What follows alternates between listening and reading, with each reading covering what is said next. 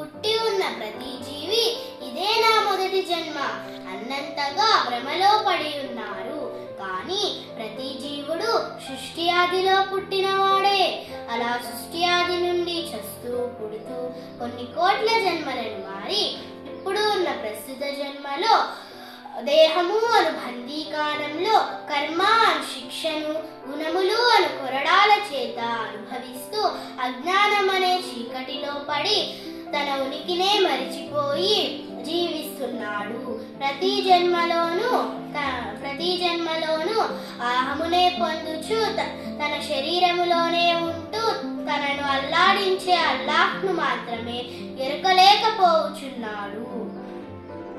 ఈ నేపథ్యంలో జైలులో ఖైదీగా పడి ఉన్న జీవులను విడచేయడానికి అల్లాహ్ జ్ఞానము అనే బెయిలును తీసుకువచ్చినది ఒకే ఒక అల్లాహ్ అయిన ఆనంద గురువు.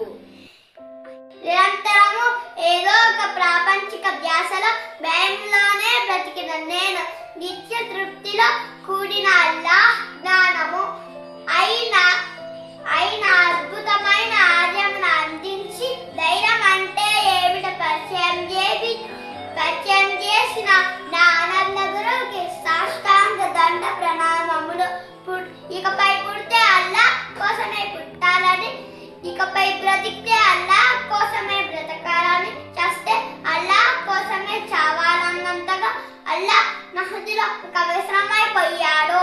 అందరికీ ధన్యవాదాలు.